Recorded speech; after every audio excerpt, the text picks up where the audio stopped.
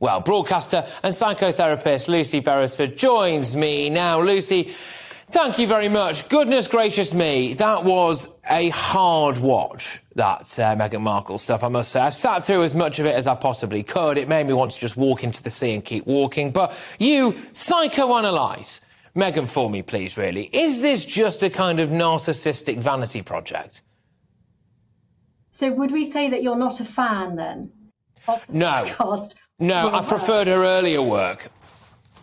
You listened to the first album. Well, the interesting thing about any of our interactions with people is that we bring a lot of our own biases, a lot of our own experiences to bear on our reaction. And quite a lot of this could be about a projection that if somebody wasn't a fan of Meghan Markle to begin with, they're probably not going to enjoy her podcast. But let's face it, anybody who sets themselves up to do a podcast, and I speak as someone who has, there is a tinge of self-promotion about it. There is a tinge of ambition. Maybe there is even a little bit of narcissism. But I would have to take issue with you with this big question of, is she a narcissist? Because it's a label that's banded around so often, particularly for people that somebody doesn't like. Yes. And the really classic hallmark of a narcissist is that they lack empathy.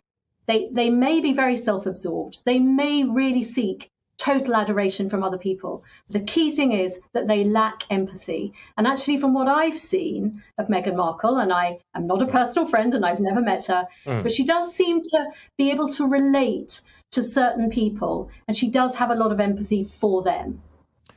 Do you think, though, that there's a lot of fakery attached to it? I'm going to be doing a bit of a monologue on Meghan Markle later on. I was having a slightly deep dive, really, into some of their charitable things, right? And the Queen in this country is, OK, she's been around a long time, don't get me wrong, but she is our most charitable monarch, the most charitable monarch in history. The Charities Fund found that she's raised more than £1.5 billion over the course of her lifetime for a variety of different charities, whereas Meghan and Harry, the Archwell charity that they've got, spent more in legal fees than it raised in money. And I just can't... Do you think she's got a little lack of self-awareness with your psychotherapist hat on there?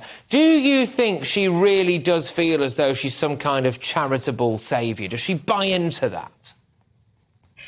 I think this is someone who recognised that she had this incredible platform and she really wanted to be able to massage that, to be able to make it work.